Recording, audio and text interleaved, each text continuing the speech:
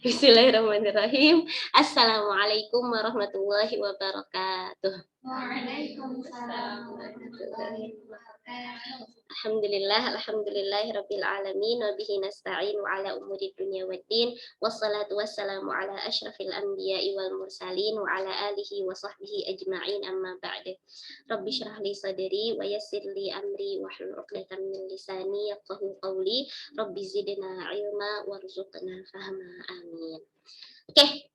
Pada kesempatan kali ini, jadi aku akan membawakan sedikit hasil tadabbur yang aku ambil dari buku Ustadz Amar Khalid, yaitu buku Khawatir Qurannya. Itu bukunya bagus banget. Pokoknya aku selalu rekomendasikan buku itu kepada kalian yang mau menghafal ataupun mentadabbur ya Quran. Jadi itu kayak tadabbur satu Quran secara satu surat secara keseluruhan. Harganya harganya nggak nyampe 200 sih, nggak nyampe 150 juga, waktu itu harganya sekitar 100 lebih. Tapi saya lumayan, bukunya tuh lumayan gede gitu.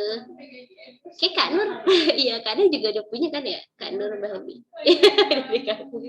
Aku ada itu Khawatir Qurannya. Jadi memahami tujuan surat secara keseluruhan gitu. Jadi kita tadabburnya satu surat itu tujuannya apa gitu kan. Nah, jadi tujuan dari surat Toha itu adalah menunjukkan kalau misalnya agama atau manhaj ini itu adalah tidak menyusahkan manusia gitu ya. Jadi agama Islam itu manhaj yang mengantarkan manusia menuju ke kebahagiaan gitu. Walaupun kita sebut di sini kebahagiaan, cuman redaksi di dalam Al-Qur'annya itu tarbo atau menuju keridhaan Allah. Karena puncaknya bahagia itu Allah ridho terhadap kita, dan kita pun merasakan keridhaannya Allah kayak gitu ya. Itu puncaknya bahagia. Tuh, jadi, nah di surat Toha ini pertama menceritakan tentang Al-Quran. Gitu. Jadi emang benar-benar berkomitmen terhadap agama, dan petunjuknya ada di dalam Al-Quran. Nah, terus menceritakan tentang kisah Nabi Musa. Bagaimana Nabi Musa komitmen terhadap agama. Jadi dari ibunya dulu ya, dari ibunya Nabi Musa.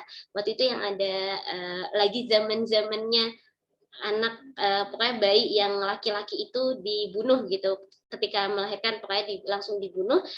Akhirnya Allah mewahyukan kepada ibunya Nabi Musa untuk kayak dialirkan gitu ya, pokoknya disimpan di satu ini tabut gitu namanya tuh, atau pokoknya peti, terus habis itu diitin ke sungai gitu. Nah di situ itu ketaatan ibunya Nabi Musa kan ketika akhirnya ya Allah baru melahirkan gitu kan, terus habis itu disuruh dialirkan gitu, dihanyutkan di sungai gitu. Tapi qadarullah dengan ketaatannya itu, komitmennya terhadap agama, ketaatannya kepada Allah gitu ya. Terus kan akhirnya dipertemukan lagi sebagai ibu susuannya Nabi Musa gitu. Nah, terus selanjutnya tentang ketaatannya Nabi Musa. Itu tentang ketaatannya Nabi Musa. Jadi ketika akhirnya Nabi Musa pergi itu dari akhirnya ke Madian ya. Ketika ketaatannya Nabi Musa, makanya di sini diceritainnya itu kalau di surat Toha pas waktu di negeri Madiannya itu. Jadi pas waktu Nabi Musa bahkan yang mau balik lagi. Jadi dari negeri Madian balik lagi ke Mesir untuk berdakwah ke Firaun gitu. Jadi udah enak-enak gitu di Madian gitu kan istilahnya. Terus Allah suruh balik lagi ke Mesir untuk berdakwah kepada Firaun. Itu kan di situ. Jadi tuh ketaatannya benar-benar akhirnya kan berjumpa dengan Allah, perjumpaannya dengan Allah gitu. Jadi emang Masya Allah banget itu komitmennya Nabi Musa itu kan bahkan saking perintah Allah untuk mendakwahkan Firaun gitu loh, maksudnya itu yang kalau misalnya kata ustadz di sini tuh ya maksudnya sejahat-jahatnya orang kan sekarang nggak kayak Firaun banget gitu kan gitu. Tapi Allah suruh Nabi Musa untuk berdakwah gitu. Maka di situ ada 3 tahapan-tahapannya Nabi Musa. Jadi Allah tuh kayak mendidik gitu Nabi Musa. Jadi pertama ketika akhirnya Nabi Musa bertemu dengan Allah kan disuruh tuh lemparin tongkatnya gitu kan. Terus pas waktu berubah jadi ular, kabur Nabi Musa karena takut. Kabur karena takut, terus kata Allah, "Jangan kabur gitu. Pegang lagi aja gitu." Pegang lagi, maka dia berubah lagi jadi tongkat gitu ya. Istilahnya dalam bahasa kita ya seperti itu gitu. Terus abis itu yang kedua, ketika bertemu dengan para penyihir. para penyihir Firaun.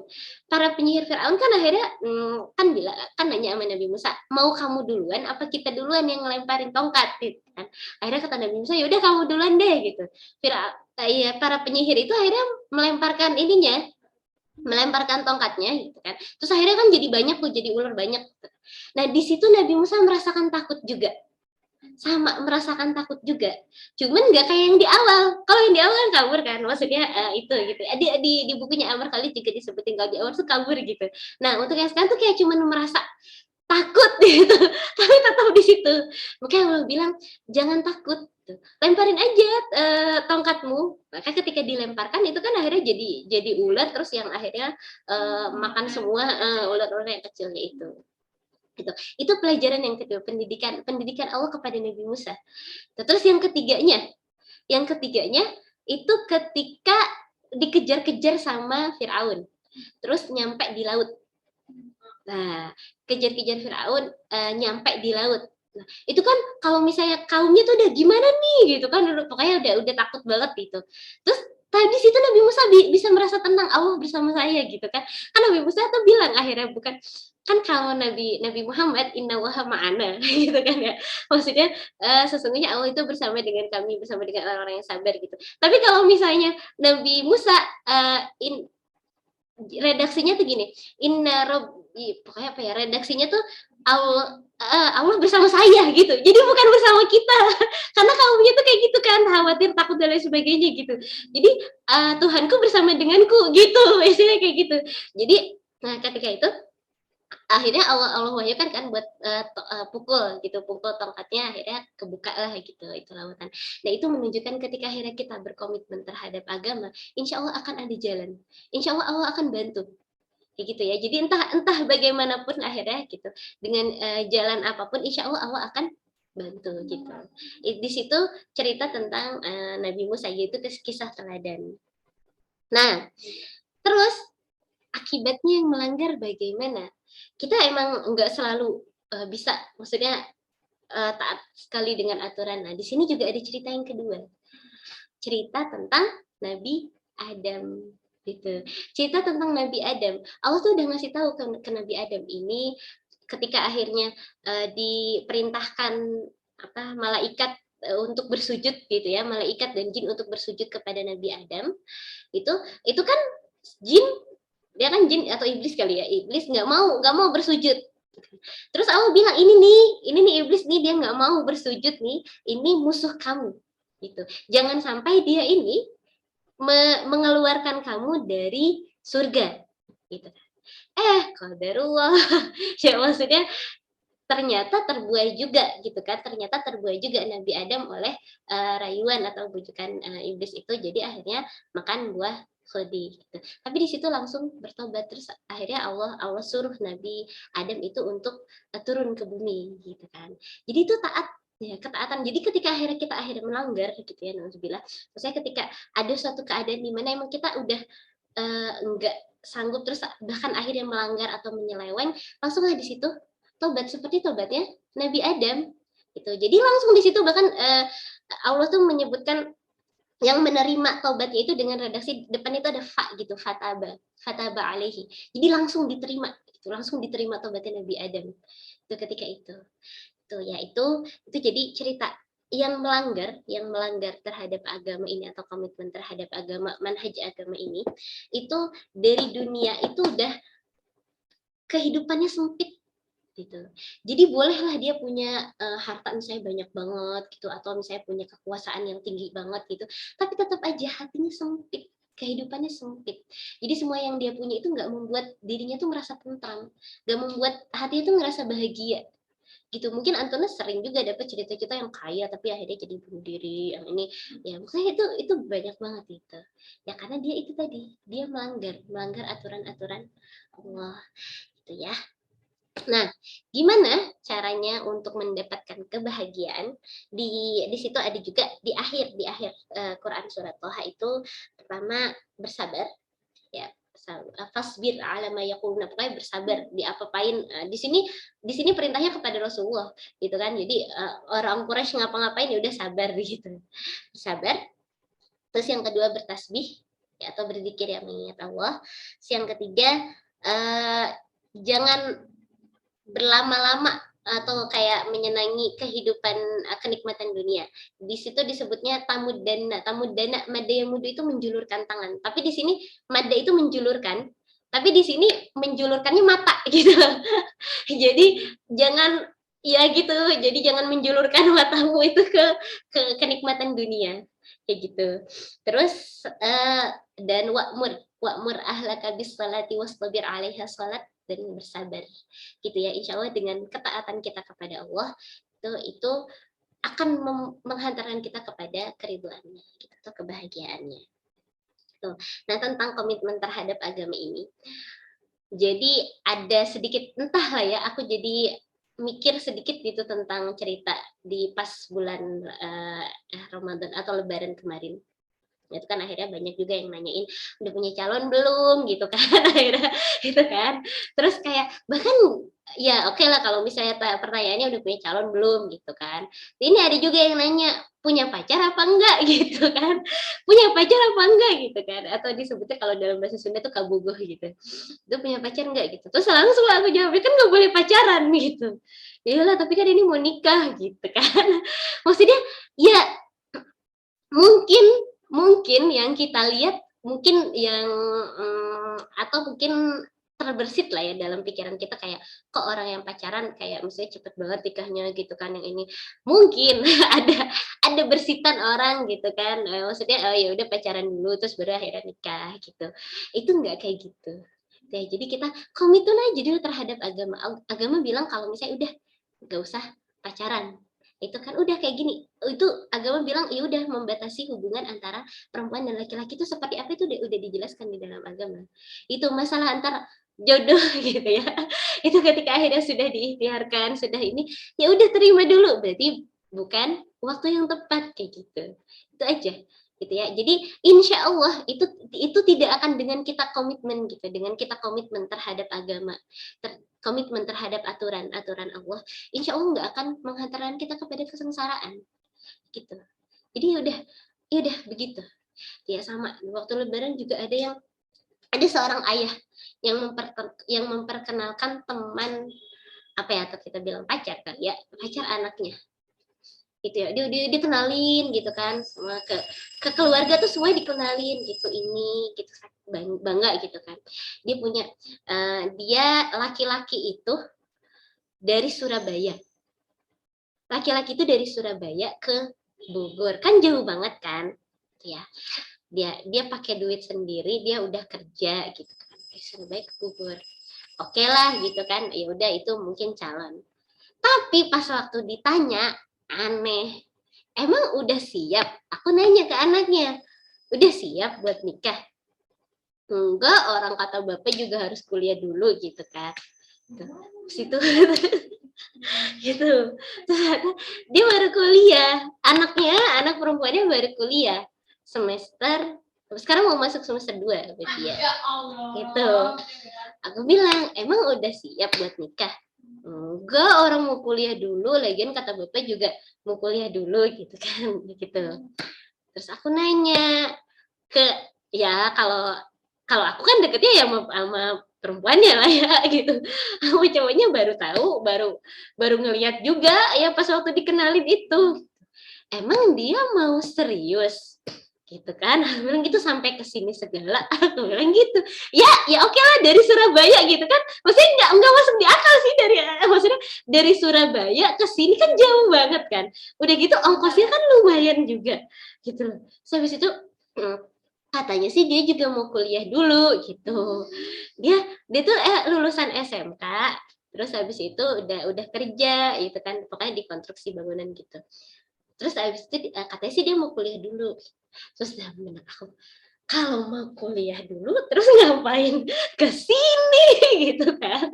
Akhirnya tuh, dan ternyata dari hasil itu kan diomongin juga sama keluarga aku. Ya karena alhamdulillah keluarga aku tahu gitu kan batasan-batasan itu, ngapain ke sini. Kalau misalnya emang prosesnya masih jauh, ngapain dari sekarang gitu kan. Kalau misalnya bahkan akhirnya kita bilang tuh sama ayahnya, itu ngapain ke sini? Kalau misalnya emang prosesnya masih jauh, ngapain gitu kan, udah ke sini. Itu namanya pacaran kalau misalnya kayak gitu. Gitu kan maksudnya, khawatirnya nanti akibatnya ke semua, gitu kan, dengan kita membiarkan itu akibatnya ke semua, gitu. Miris sih, mirisnya itu ketika akhirnya, di akhir perkataannya itu gini, kan belum tentu yang baik menurut di akhir perkataan ayahnya, kan belum tentu menurut menurut kita baik itu baik juga buat anak, gitu.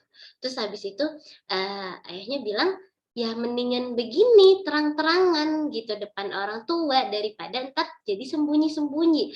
Dari itu langsung aku deg gitu ya. Ya Allah gitu.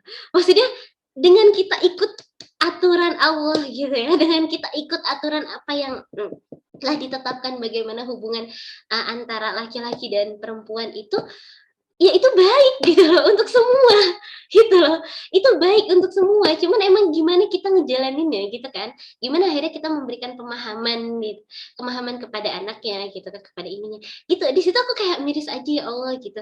Berarti dia selama ini tidak menganggap kalau misalnya ya misalnya dia bangga gitu dengan itu gitu kan. Bahkan sampai kayak iya kelihatan sih sampai kayak dikenalin gitu. Padahal kan saudara-saudara bilang kalau misalnya masih jauh itu ngapain ke sini gitu kan. Itu jadi kayak ya Allah gitu, padahal itu masih jauh gitu kan. Terus ya jatuhnya kan iya, itu dua-duanya masih kayak lulusan SMA. Ya oke nggak apa-apa lah kalau misalnya lulusan SMA ketika akhirnya mereka mau nikah, ya udah gitu langsung gitu kan, langsung membicarakan apa yang emang perlu gitu untuk ke proses pernikahan. Ini enggak. Kadang-kadang udah gitu pas waktu dicariin, "Mana itu sama itu nggak tahu kemana kan jadi, ya Allah gimana ya, gitu. Jadi itulah, ya itu salah satu yang aku ya miris ya di situ. Padahal ya udah maksimal, udah ditegur juga, tapi ya ternyata jawabannya kayak gitu. Itu kan itu ya maksudnya jangan sampai kita beranggapan seperti itu. Ikut aja dulu aturan Allah gitu, insya Allah itu yang membawa kebahagiaan. Ya itu ridho Allah. Ya jadi ridho Allah termasuk juga yang, kan ibunya Maryam ibunya Maryam, istri Imran itu kan bernazar. Bernazar anaknya itu, biar jadi mujahid yang membebaskan Al-Aqsa dari cengkraman Romawi, heeh. Pokoknya intinya jadi, pokoknya anaknya biar suruh berjihad gitu ya, saya benar-benar menegakkan kalimat Allah. Tapi ternyata yang keluar perempuan, ya kan? Yang keluar itu adalah Maryam. Itu kan, kan bahkan sampai di Qur'annya sampai kayak, "Ya Allah ini kok yang keluar malah perempuan padahal kan aku udah nazar," gitu kan. Ini, maksudnya untuk ketika keluar tuh ya maksudnya untuk berjihad gitu di jalan. Cuman Allah yang lebih tahu, gitu. Dan ternyata yang menegakkan kalimat Allah itu bukan dari anaknya Imran itu, bukan dari anaknya istri Imran, tapi dari anaknya Maryam, itu kan, dari anaknya Bunda Maryam, ya Nabi Isa, itu kan dari situ. Jadi Allah tahu yang terbaik itu kapan. Ya, jadi itu untuk mendapatkan ridho Allah. Ya, jadi mengantarkan ridho Allah juga ridho kepada ridhonya orang tua, ridhonya guru, gitu kan. Gimana akhirnya ketika kemarin mungkin akhirnya kita disuruh begini, begini, begini, ya udahlah ikutin aja. Selama tidak melanggar aturan agama. Ridho guru juga sama. Ikut ya. Dulu kita pas zaman-zamannya Kak Nur sama aku itu ya udah nggak boleh kuliah kecuali udah selesai. Gitu kan. Ya udah ikutan aku ya pada ya maksudnya sempet gitu kan pengen kuliah pengen ini gitu kan ngeliatin orang yang kuliah tuh kayak ya Allah iri banget gitu kan cuman ya udahlah ikut aja dulu gitu kan dulu yang pas waktu angkatan-angkatan kita ya udah ikut dulu ternyata emang hikmahnya banyak banget gitu ya jadi mungkin ketika yang aku rasain ketika emang udah kuliah tuh udah kayak susah banget gitu ketika bener-bener fokus gitu di dalam Al-Quran gitu makanya akhirnya alhamdulillah justru malah udah selesai gitu kan alhamdulillah udah selesai jadi lebih bisa maksudnya ngatur ininya gitu ke kuliah ataupun ke Qurannya gitu jadi nggak ini banget gitu ya maksudnya nggak rendah diri banget aduh gimana gitu. Alhamdulillah. Sama juga mungkin Antuna ketika misalnya ada yang ya maksudnya walaupun bisa dibicarakan mungkin ketika akhirnya ada yang datang itu misalnya buat melamar atau menghitbah gitu kan. Ya udah kita ini dulu deh, kita selesaiin dulu. gitu. Kita selesaiin dulu hafalan kita, komitmen kita. Gitu ya. Jadi kita selesaiin dulu walaupun itu bisa dibicarakan gitu. Cuman dapetin dulu ridhonya gitu.